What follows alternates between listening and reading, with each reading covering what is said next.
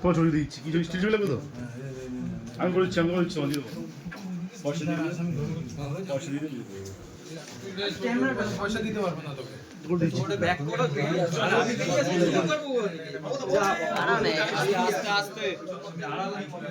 ঠিক আছে ঠিক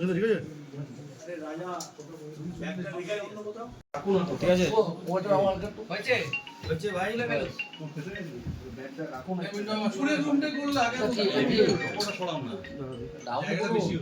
আমরা ছোট ছিলি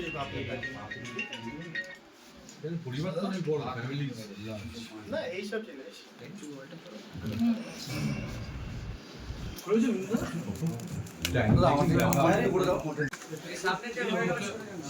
সামনের জন্য পিছনের যারা আছেন তার সুযোগ দিন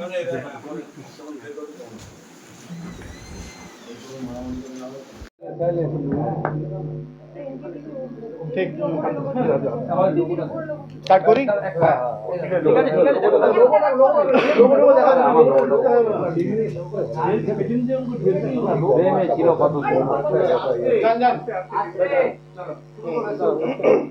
আচ্ছা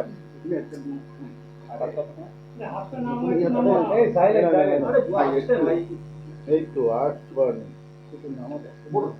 গতকাল বিকেলে কামারহাটি থানা গোপন সূত্রে অবৈধ আগ্নেয়াস্ত্র সম্পর্কে একটা খবর পায়।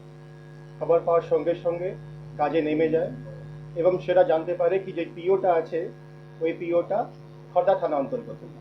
সঙ্গে সঙ্গে খর্দা থানাও যুক্ত হয়ে যায় এটা নিয়ে, আর কামারহাটি এবং খর্দা থানা একটা জয়েন্ট রেডিং টিম গঠন করা হয়।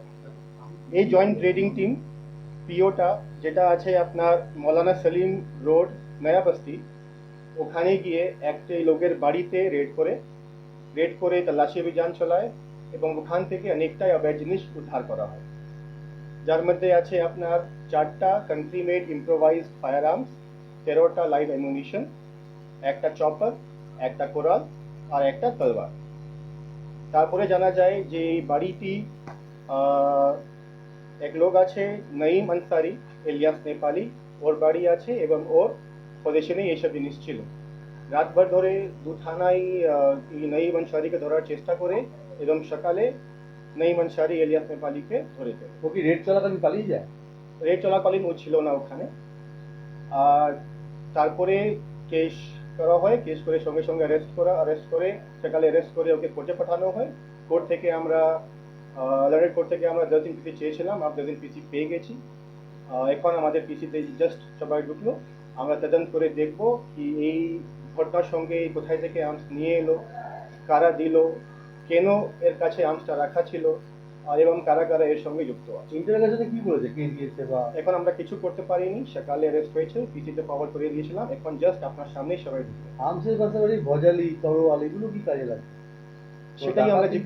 সেটাই আমরা জিজ্ঞেস করবো ডিউরিং পিসি পিরিয়ড কিসের জন্য এইসব ছিল। বাড়িতে একটা ঝোলা ছিল, ঝোলার মধ্যে রাখা ছিল। কিছুদিন আগে রওড়া থানায় দুষ্কৃতীকে আটক করে জিজ্ঞাসাবাদ করে, তার করে কি খবরটা পাওয়া গেছে? কামারহাটি একজনকে রওড়া থানা, এটা কামারহাটি থানা পেয়েছে। সোর্স ইনপুট আমরা জেনারেলি শেয়ার করি না, এটা করা উচিত নয়। গতকাল নিয়ে সকালে অ্যারেস্ট করা হলো ধানতল মোড় থেকে। সেটাও আমরা খুঁটিয়ে বের করছি।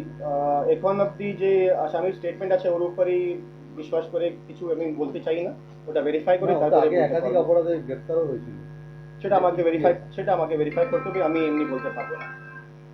Thank you. এর সঙ্গে তারা রিলেটেড বা কিছু জানা গেছে? সবটা আমাদের তদন্তের বিষয় আছে, সবটা আমরা তদন্ত করে 10 days।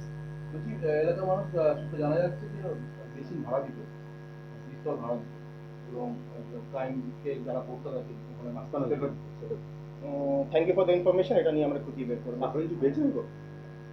আমার কাছে এরকম ইনফরমেশন আছে নি, আপনাদের যদি কিছু থাকে আপনার most welcome to help with in investigation. Thank you. Sir, গোলাকামায় যে বাংলাদেশি আটক করতে শুরু করে আছে এটা স্পেসিফিকলি ফর খর্দা থানা যেটা ব্রিফিং, গোলা থানা নিয়ে আমি এখানে বলতে চাই।